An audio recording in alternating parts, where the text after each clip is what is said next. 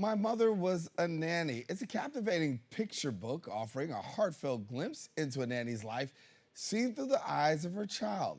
The narrator warmly recalls growing up with a multitasking mother who's not only dedicated nanny, but also a beloved friend, talented baker, creative maker, patient teacher, meticulous cleaner, and more. Well, telling us more is the author, the working artist, and the independent curator, Laura James, who joins us here. And Oh, thank you so much for having me, thank Darren. you. Yeah, It's awesome. I'm And so delighted. so, are you delighted? Tell me you're excited, right? Because September 5th is the release of the book. Yes, it is the release of the book, and just to hear you speak about my mother is just wonderful. So, Yeah. yeah. So my mother was a nanny. So it's a story about your mom. And give us the background. Okay, so I started my career as a painter, and looking for topics to paint. I wanted to paint a series, perhaps, of paintings, and I came up with the idea of painting about nannies and domestic workers because my mother was a nanny, and it's a topic that I had knowledge of, and I thought of some interesting pictures in my mind, and so I made a series of 10 paintings over several years. It was an ongoing series.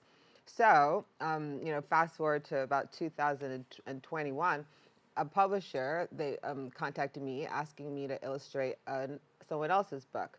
And it was a good story, and they actually ended up in the Bronx. They were driving from Canada to the Bronx. Great story. But I wasn't really, I said no. Let's just say that. Okay. I said no. But then a couple of weeks later, the publisher they emailed me and they asked if I said they were looking at my website and they, were looking at my nanny series and wanted to know, did I want to write and illustrate a story about a nanny? And I said, yes, I Right, do. that's it. Yes, I sure do. And so My Mother Was a Nanny And, came to be. and so here you go. And you tell the story about your mother. What is it that you're hoping that people are able to grasp and get from? Well, nannies have families. Right. They're real people. Right. They like to do things. They like to sit down and talk to their friends and read a book. And they have full, wonderful lives, full and complete and wonderful lives. And, let's remember that, that the nanny is not just there to take care of other people's children. On the other hand, it's not necessarily a job of, that's always like such a burden, let's say. You might think, oh, this is a horrible job or something. No, it isn't. It is a job that many, many people have done and have,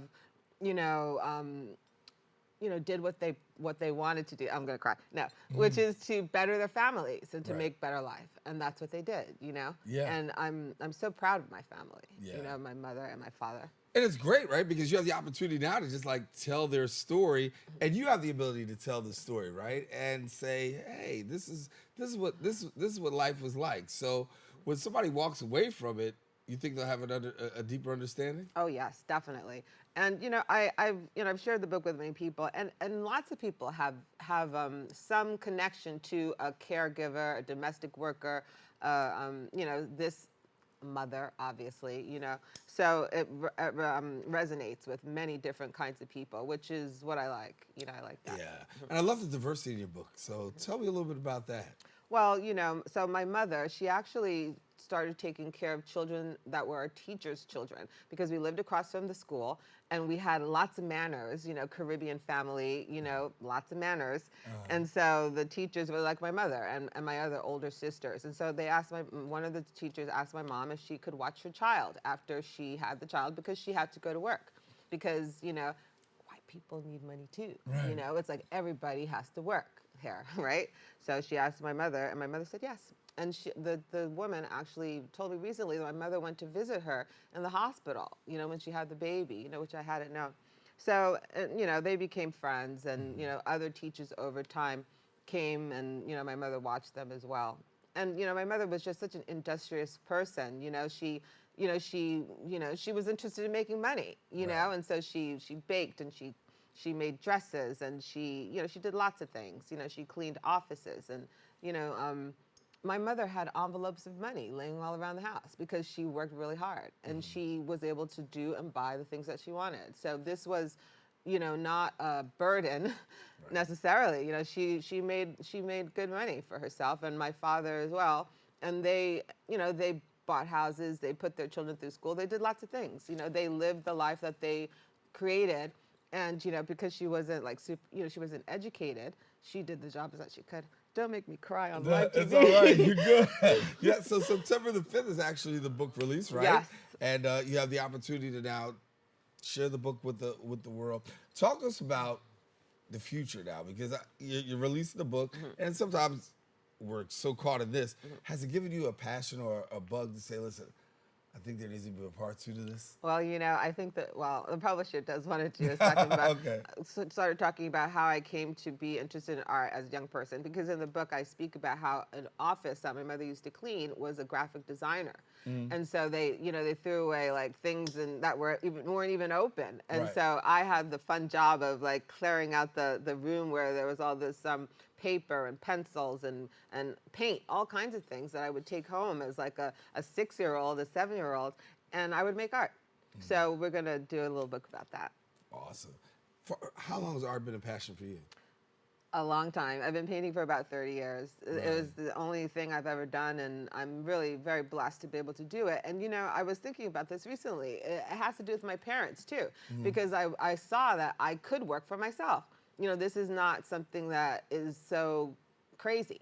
I could do that. My parents did it, so that's what I did. I figured it out. That's a beautiful thing, figuring it out. For people who want to get the book, how do you do that? Well, you can go to Amazon. It's available on Amazon, and also you can visit my website, and you can find it there. Is there something that you have that you say, listen, I gotta make sure that this picture comes across well when you?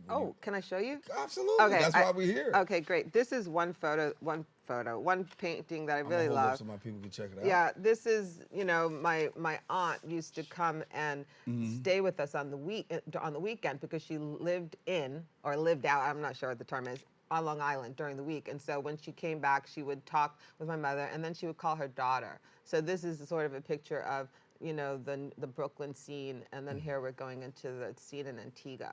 So, and they're both eating Twinkies, because that's what kids like to do. Right. Yeah, and then she's got her barrel of stuff that her mom sent her, because that's why she's there. And in this picture, it says, if there was work in Antigua, I would have stayed.